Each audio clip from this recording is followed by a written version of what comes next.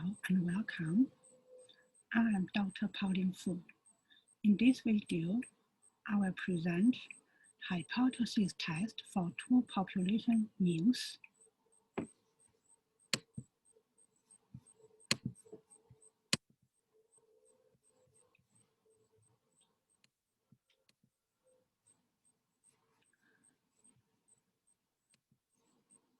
There are two objectives. First one, hypothesis test for population mean for the matched pairs data, means dependent samples. Objective 2, construct and interpret confidence intervals about population mean difference for the matched samples.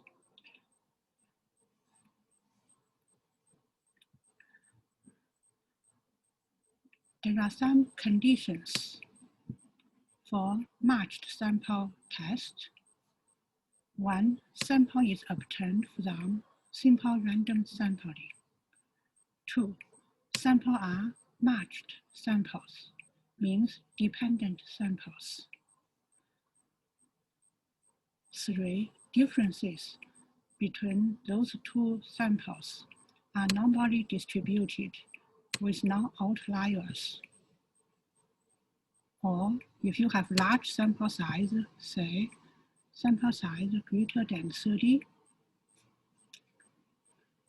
sample values are independent.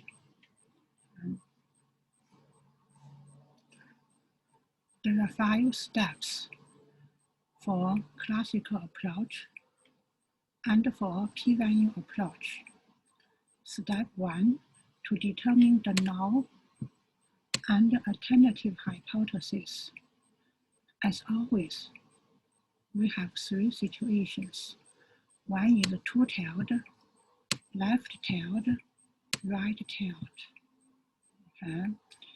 And mu d represents the mean differences for population. Okay.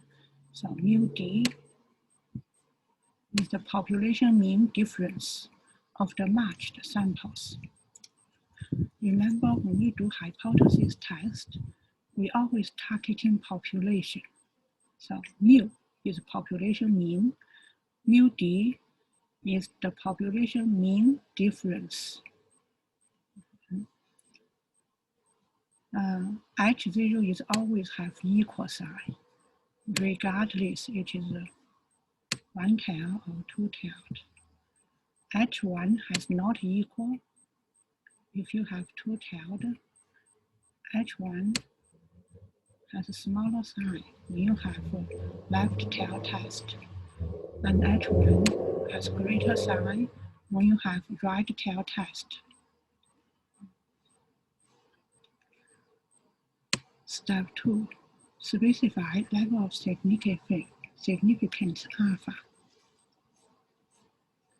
Step 3, calculate test statistic T. T is D bar. D bar is the average of the difference between two samples. Okay, so if you have a sample 1, okay, sample 1, and you have sample 2 data. Sample 1 you have, just for example, those data, and sample 2 you have this data.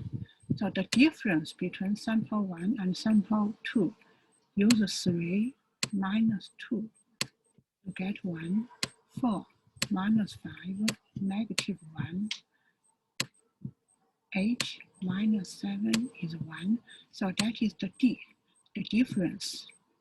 Okay, and you continue do the difference for the sample. And finally, you do the average. The average of this difference, that is D bar. Okay, and the standard deviation of this difference is SD. Is SD.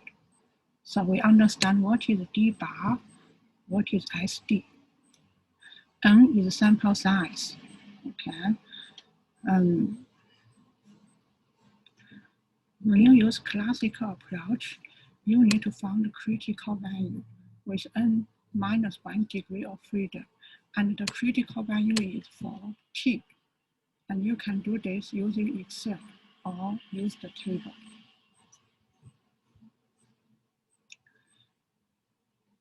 If the test is a two-tailed test, you have two critical values. One is t half alpha, the other is negative t half alpha. Critical value decide the rejection region. Those are the rejection region. Rejection region has another name, critical region. And if it is left-tailed test, you have one critical value, negative T alpha. And this is the rejection region. Okay. If you have right-tailed test, this is the critical value. This is the critical region. And how do you find critical value? You can based on the table or based on Excel. And how many items you need in order to find critical value. Two items. One is alpha.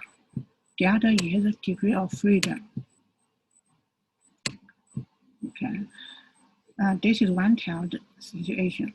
If you have two-tailed situation, in order to find critical value, you need half alpha, and you need degree of freedom n minus 1. And I will give you example when we progress this lecture.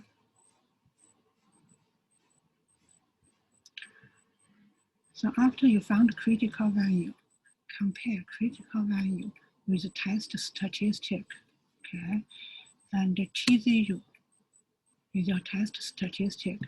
If it is less than negative T half alpha, or it is greater than positive T half alpha, you reject, because test statistic T0 is in the rejection region. Okay? If in the left-tailed situation, you have test statistic less than negative T alpha, you reject, because test statistic is in the rejection region. And when you have right-tailed test, you have T0 greater T alpha. Again, test statistic is in the rejection region, you reject null hypothesis.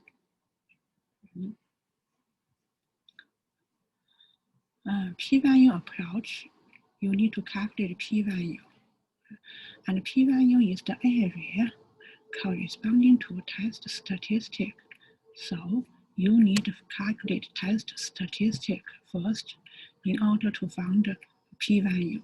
Okay, and if this is a two-tailed test, p-value is this left tail area plus right tail area.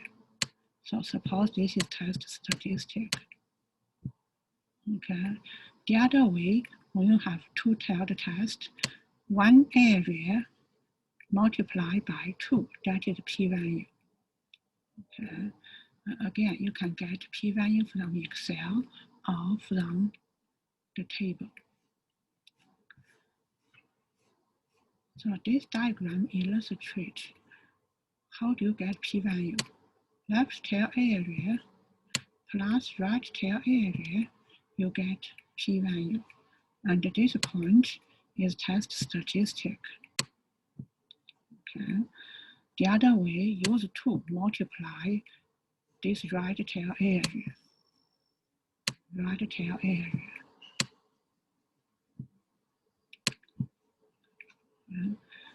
When you have left tail test,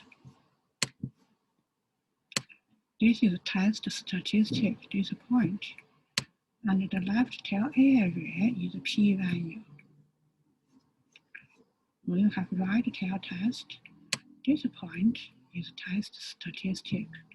The right tail area is the p-value. This procedure are robust, means minor departure from normality will not adversely affect the results. However, if data have outliers, the procedure should not be used. Now let's look at an example. Testing a claim regarding matched pairs data. The following data refer to this table represent the cost of one night stay in Hampton Inn hotels and the Queen Anne Inn hotels for a random sample of 10 cities. Test the claim that Hampton Inn hotels are priced differently than La Quinta hotels at 0.05 level of significance. So this is the sample data. We have 10 cities. This is a matched sample because these two numbers refer to Dallas city. Okay, and these two numbers refer to Tampa Bay city. So they are matched samples. So this sample are matched samples or dependent samples. In order to do this, we need to find the difference between those two samples. D represents difference. So you use 129 minus 105. It is 24. The difference is 24. Next, you use 149 minus 96. The result is 53. Okay, you keep on going, okay, until the last one, 119 minus 69, it is 50. Okay, so you get the difference. Once you have the difference, do the average of these numbers. Do the average, and the average we call D bar, and the result is 51.4.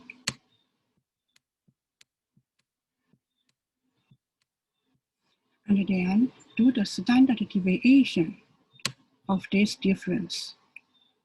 And we use S and subscript D, okay, represent standard deviation. And the result is 30.8336. Okay, so we get D bar and SD.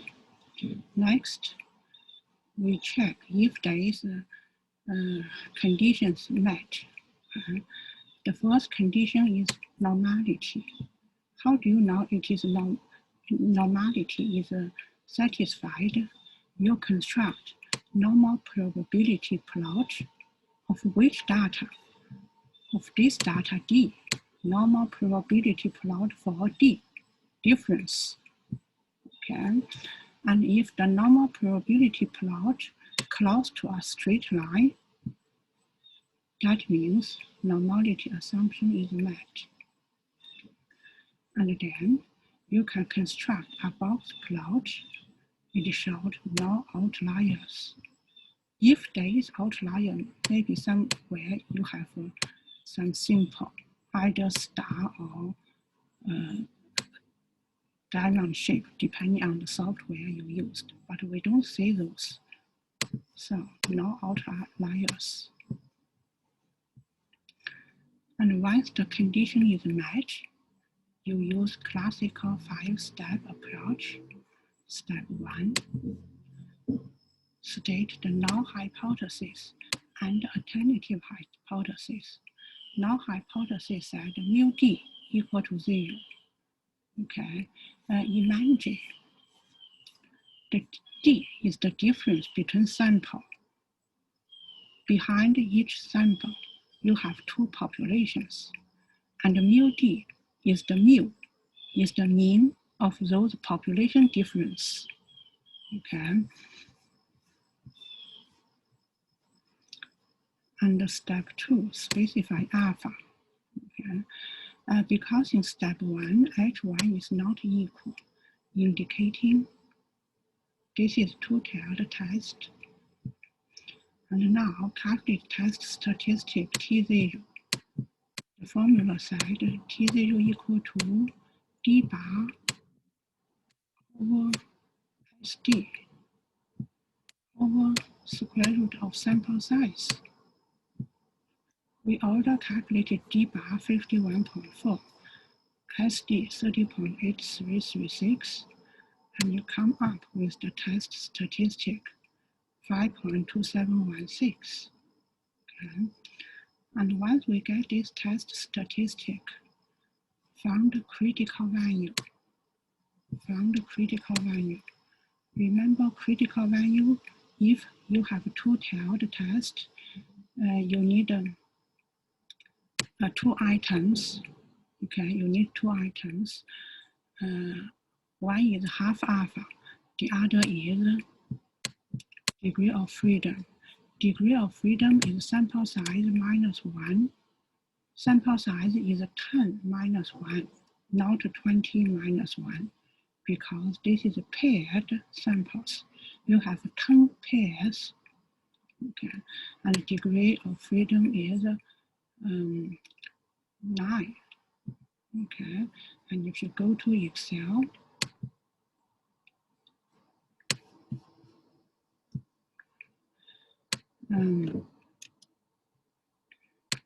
maybe you want to start from here, equal T. You want to find a critical value, T dot INV, okay. Probability, you need to use half alpha. Alpha is 0.05, half alpha, you divide it by 2. And the degree of freedom is 9, okay. So you get one critical value, say negative 2.262.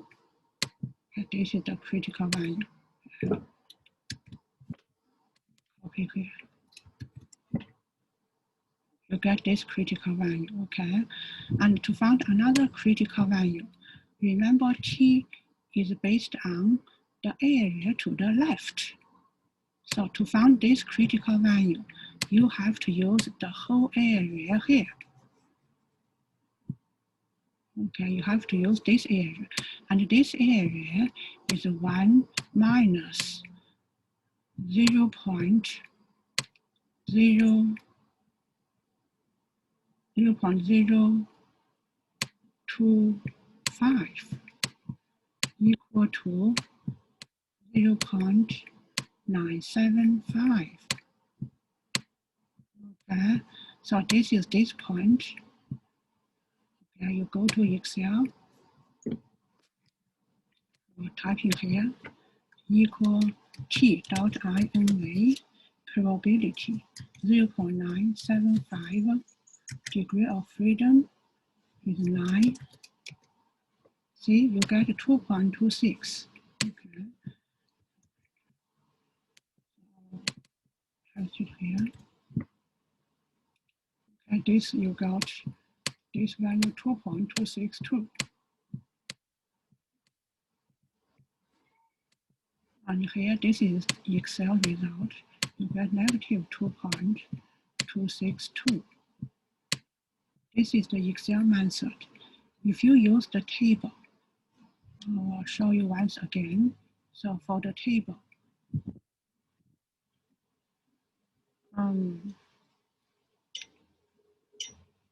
you can find, we did example in previous slides, okay? So this is the critical value. Once you get the critical value, locate where is test statistic. It is 5.27. 5.27 is here. Okay, 5.27 test statistic. Obviously, test statistic is in the rejection region. So you reject H0. So you reject H0.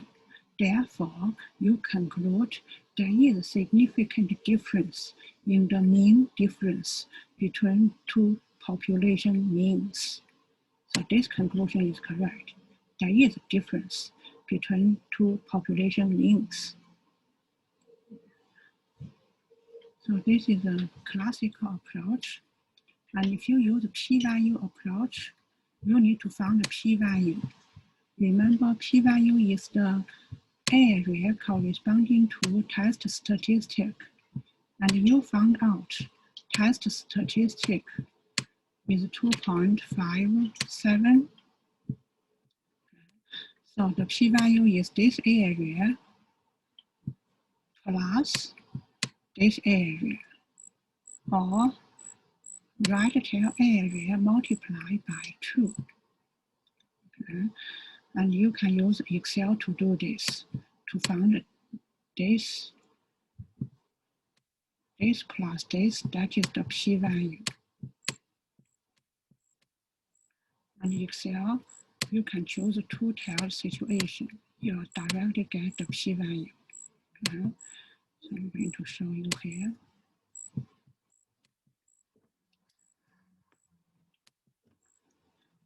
So equal T dot dist. Dist means you want to find the p-value or probability. So then dot 2t, because this is a two-tailed test. When you use 2t, you do not multiply 2. The result is the final result for p-value. Okay, and x is 5.27. Degree of freedom is 9. And you get 0.0000513. And this is your p-value. Okay. Once you get this p-value, obviously, this p-value is smaller than alpha. P-value smaller than alpha, you reject H0. See, you get the same conclusion as we use the classical approach, reject H0. So far, we did a hypothesis test for the mean difference of two populations. Next, we'll construct confidence interval for matched samples. The confidence interval construction result will also be used to test if the two population means are the same or different. Remember, when you use confidence interval, you need to find out the lower bound and upper bound. Those are the formulas for lower bound and upper bound. So use d bar minus t half alpha times SD over square root of n. Okay, and here upper bound you change minus to plus sign. So anyway, confidence interval, you need three numbers, d bar, SD, t half alpha, actually 4, and the sample size n. Once you know those 4 numbers, you can get the confidence interval. Again, confidence interval apply only for two-tailed situation because you use t half alpha. Okay, that is indication of a two-tailed situation. So now, let's look at the example. Construct 90% confidence interval for the mean difference in the price of those two hotels. Remember, we get the difference. Those values are the difference. And then you calculate the average of those difference is 51.4. The standard deviation of those difference, 30.833. Okay, you have 2 numbers already. You have d bar, SD. You also need to know n. N is 9, n is 10. This is n is 10, not 9. Okay, and then you need t half alpha. Okay. So how do we get t half alpha? Okay. So because you are given 90% confidence interval, okay, so alpha equal to 1 minus 90%, so alpha equal to 10% or 0.1. And when you have alpha, and then you can use Excel to calculate critical value. Because this is two-tailed situation, so critical value you identify t dot inv dot 2t, opening bracket, probability alpha is 0.1, okay, degree of freedom 9, and you get 1.833. This is the critical value, okay? So you get the critical value. That is your t half alpha. So you have 4 numbers you know, and then you can construct lower bound, upper bound.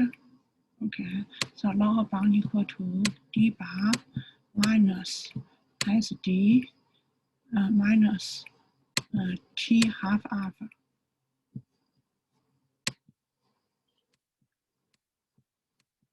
T half alpha times sd over square root of sample size, and you get 33.53, and upper bound you get 69.27. Yeah. So how do you interpret this result?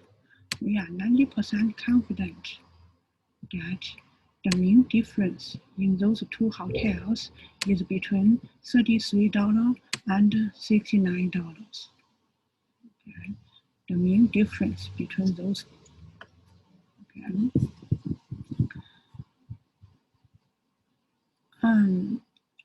So that's all for this video. In summary, I did hypothesis test for matched samples. Matched samples, also called dependent samples. We use classical approach. We also use the p-value approach. Finally, we construct and interpret confidence interval estimate for the difference of those two population means.